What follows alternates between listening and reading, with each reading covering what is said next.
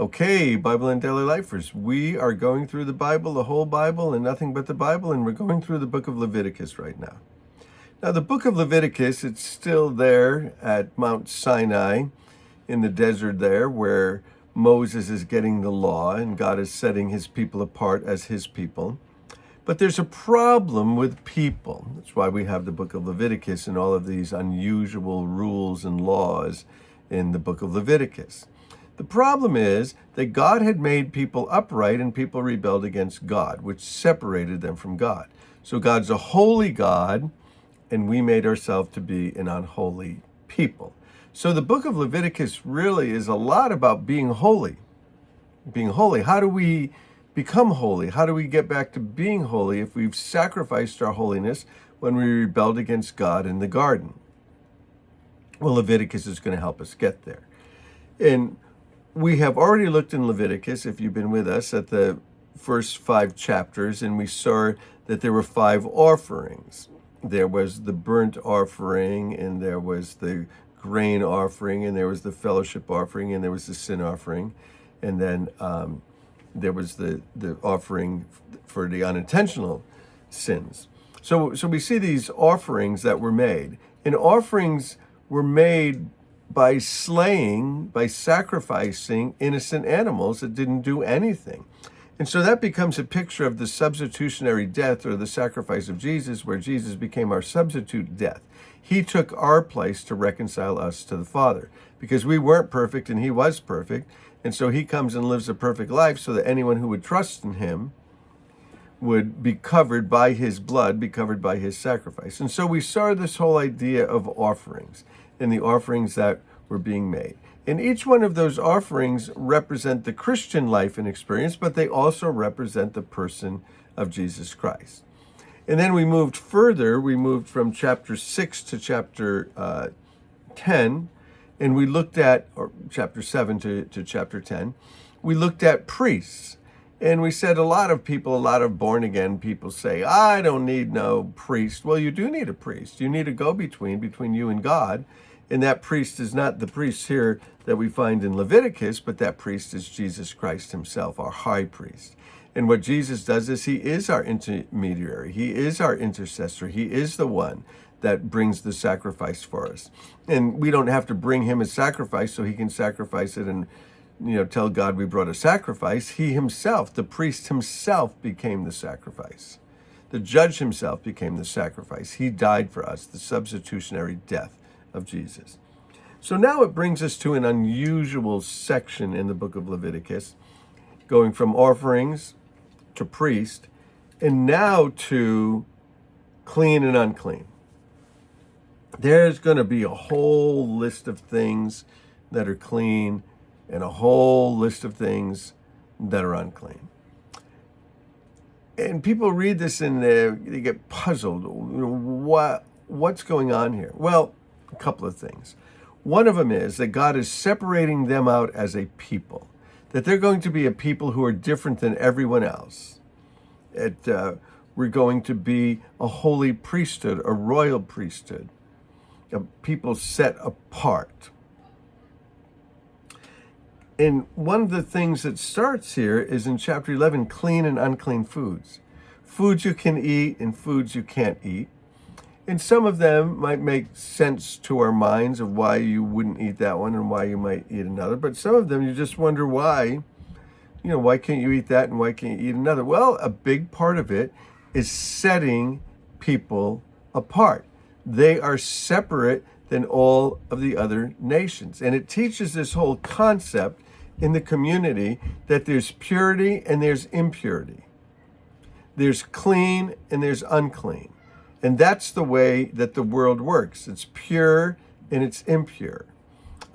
It's clean and it's unclean. So in chapter 11, you get all of these animals that you can eat and these things you cannot eat. And he gives the directives for it. Chapter 12, he gives some other purification rites for childbirth and then regulations for sin diseases and for things like mold, defiling molds, all of these things that could creep in and corrupt and make things bad and make things not clean and make things not pure. So he goes through all of those things, clean and unclean, skin diseases, molds, discharges that make us unclean. And it brings us all the way to chapter 16, which is maybe the middle of the whole idea of Leviticus, and that's the Day of Atonement. That's the day that everybody is required to come before God and to have their sins forgiven for the last year, the Day of Atonement. And they will still do this today, the Day of Atonement. It's a big thing. And here's what it says in chapter 16: after clean and unclean, corrupted, not corrupted, pure, unpure. Well, chapter 16 says, the Lord spoke to Moses, and after the death of the two sons of Aaron who died when they approached the Lord, these are those priests that went in and misrepresented God. And the Lord said to Moses, tell your brother Aaron that he's not to come whenever he chooses into the most holy place behind the curtain in front of the atonement cover, or else he will die.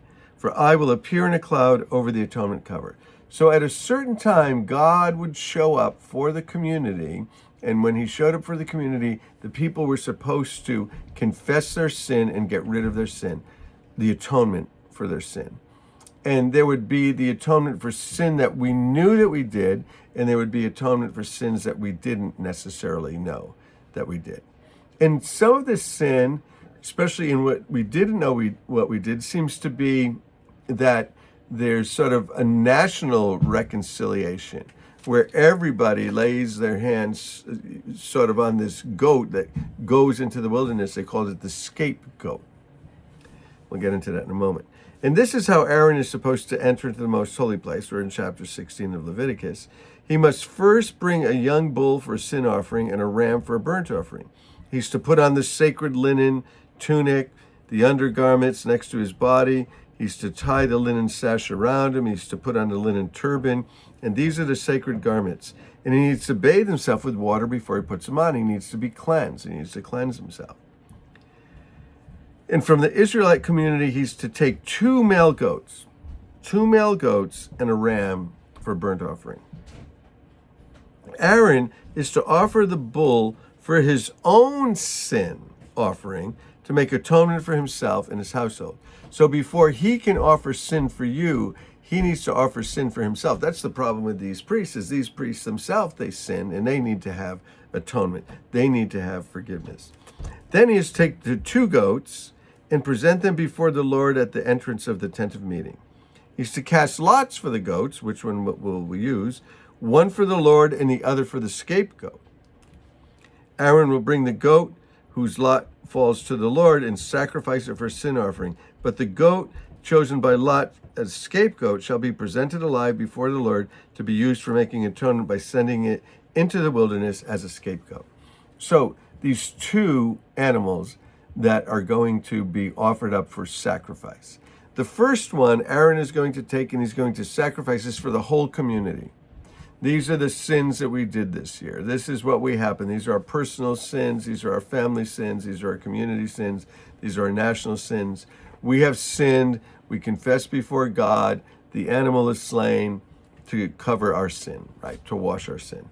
The other one, the scapegoat, is sort of interesting because what they would do with the scapegoat is they would come and they would lay hands on it, which we already talked a little bit about laying on of the hands. The laying on of hands is transferring it. And it's as though I'm transferring my sin and transferring the sin of the nation into this scapegoat. And this scapegoat is kept alive, and then they send it out into the wilderness and he goes away. So our sin is sent into the wilderness.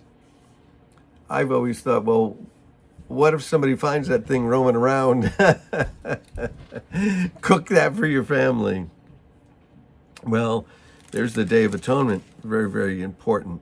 And then chapters 17, 18, 19, 20, 21, rules for priests and appointed festivals, the Sabbath year. So we'll do just a little bit more of that, and we'll finish up Leviticus next time. So there we go. We have done the offerings. We have done the priest.